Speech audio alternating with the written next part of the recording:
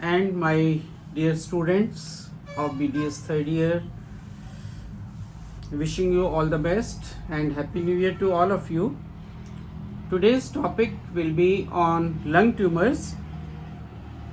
This is a topic which is meant to just make you understand what is meant by lung tumors, because details are not required at your level. It is just an introductory topic for you people. So what is the incidence of lung tumor? More than 2,25,000 individuals were suffering from lung tumors in USA in the year 2013, because statistics are very prominently mentioned in US, so we have the statistics of US. And 1,50,000 died of lung carcinoma. The lung tumors are more in males as compared to females, but females, it is not that the females are or cannot be affected by lung tumors. And the incidence is highest in African American individuals in United States. So what are the various risk factors for lung tumors? The risk factors, very important, is cigarette smoking, which is very common nowadays. Rather, its incidence is increasing in young generation because of various factors like stress, financial stress, and their commitment to MNCs, etc. The young individuals get involved in cigarette smoking. So it is my sincere advice that they should avoid and totally quit cigarette smoking, so that their coming future will not be marred by the disease lung carcinoma. So ये सबसे important है कि जो बच्चे आजकल multinational company में job कर रहे हैं, बैंक्स में जॉब कर रहे हैं, उनके ऊपर स्ट्रेस फैक्टर बहुत ज़्यादा है. They should avoid smoking because they take to smoking to compensate for the stress. We should take care of stress by other means like meditation, yoga, activity, etc. So first important cause is cigarette smoking. Second is occupational involvement like asbestos, cement factories, then arsenic, mustard gas, nickel factories. So these factories, the workers who are engaged in these factories are like to suffer from lung carcinoma. Then low fruit and vegetable intake during adulthood, that is also very important finding, because these fruits and vegetables have antioxidants and they protect the person from the carcinoma incidence. Number fourth risk factor is ionizing radiations, as has been seen from our study of the population after atomic bombing of Hiroshima and Nagasaki in Japan, and similarly Chernobyl exposure in Russia. They have all confirmed that the persons who are exposed to these ionizing radiations are likely to develop lung tumors. And then very important fourth point in risk factors is prior lung diseases like COPD and lung tuberculosis. They are not directly responsible, they are indirectly responsible for the lung tumors. Now WHO defined lung cancer as tumors arising from the respiratory epithelium. This respiratory epithelium may be from bronchi, bronchioles and alveoli. Now the classification of lung tumors is into two varieties, that is small cell carcinoma and non-small cell carcinoma. Non-small cell carcinoma is further of three types: adenocarcinoma, squamous cell carcinoma and large cell carcinoma. Now I will request you, before going further, to go to Google Play Store, download my app, Dr. Ashok Kumar Rana, and from there you will get all the lectures of respiratory system, because this is the last lecture of respiratory system and I have finished the respiratory system in the Class Plus app, and there you will get all the videos of the various topics as per the syllabus by the Dental Council of India. So coming back to the topic, clinical features of lung tumors, they are divided into three parts. Number one, specific to the chest or lungs. Number two, caused by extrathoracic manifestations due to metastases in various organs of the body. And third is paraneoplastic syndromes produced by the abnormal secretion from the lung tumor cells. So first is specific to the lungs. They commonly cough with or without expectoration, then hemoptysis and weight loss, loss of appetite, dyspnea, chest pain, bony pains, clubbing, fever, general weakness, dysphagia. Dysphagia means difficulty in swallowing. It occurs because of the involvement of the glands surrounding the esophagus. Manubrium जो हमारा mediastinum है बीच में, वहाँ पे से esophagus जाता है in the posterior part of the mediastinum. The glands, they get enlarged, they press on the esophagus, leading to difficulty in swallowing food. And then superior vena cava obstruction, because as you know, superior vena cava opens into the right atrium of the heart, and there if the glands they compress or the tumor compress on that superior vena cava, that will lead to congestion of the part of the body which is draining the superior vena cava, and that will lead to fused face, puffiness of eyes, bluish or congested eyes, etc. This is called superior vena cava obstruction syndrome. So these are features due to involvement of the lungs. Then features due to metastases, which are extrathoracic, usually brain, bones, bone marrow, then liver, kidney, etc.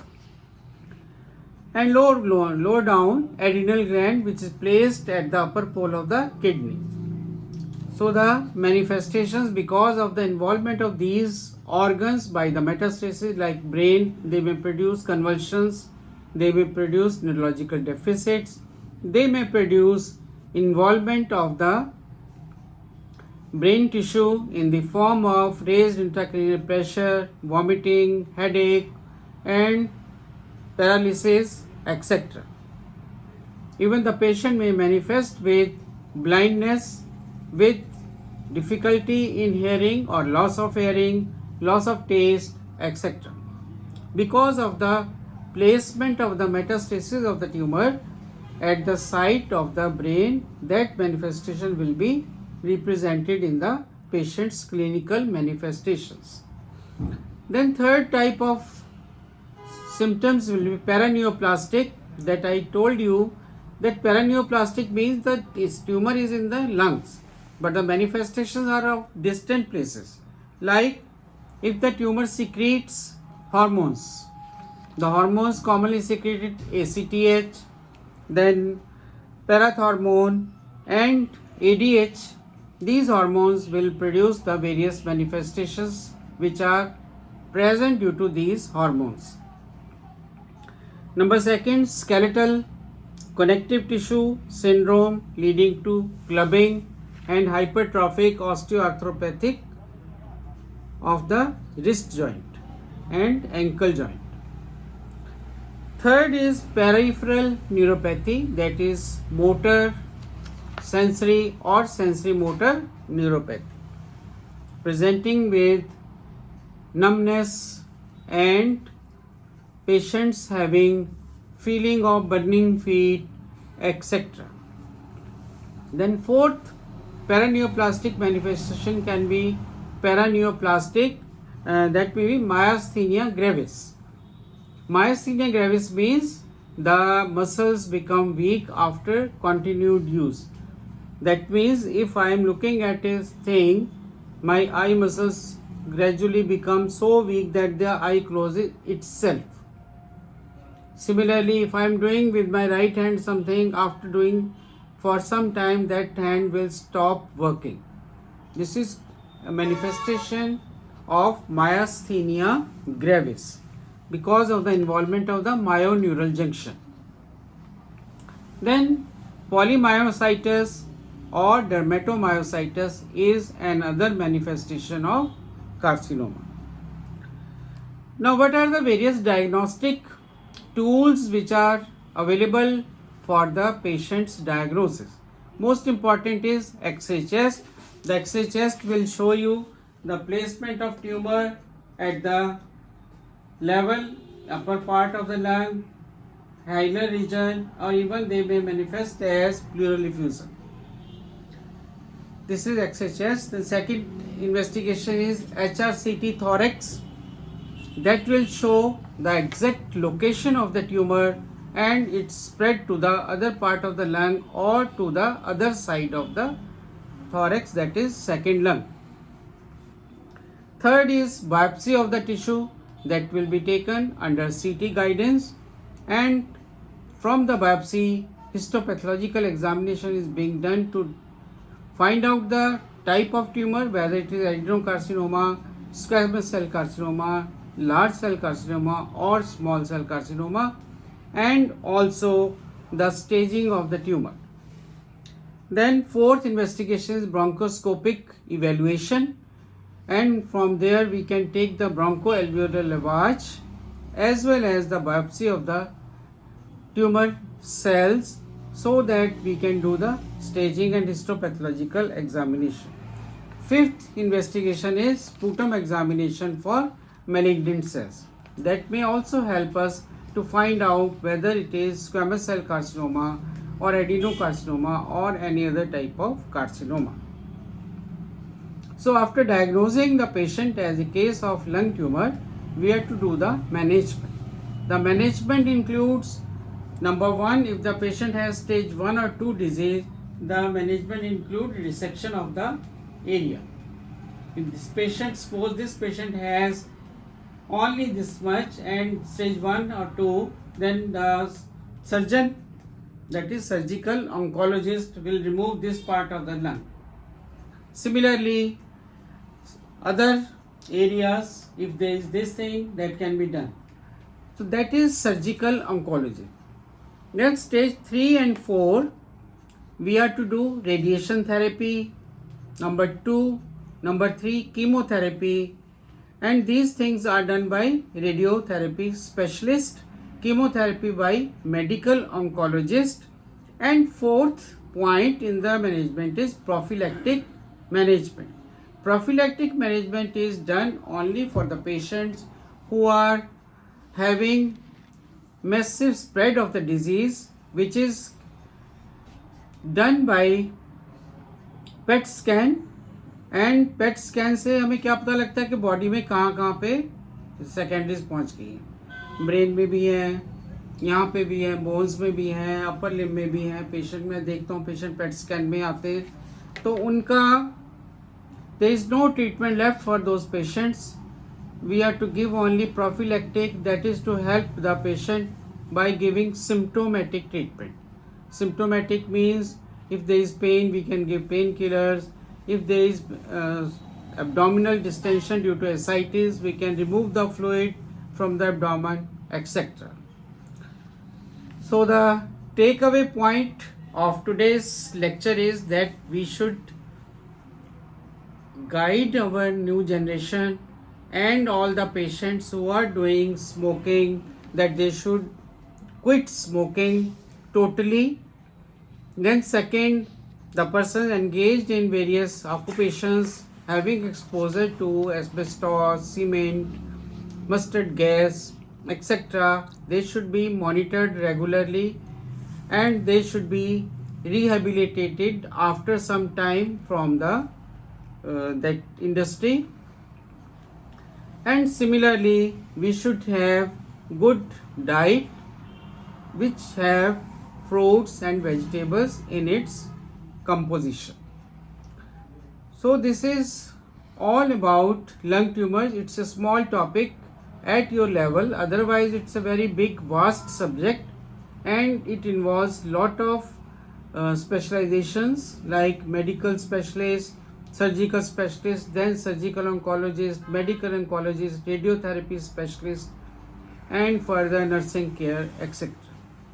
So at your level, at BDS third year level, this is sufficient for you to remember the types of tumor, then the risk factors and the clinical features.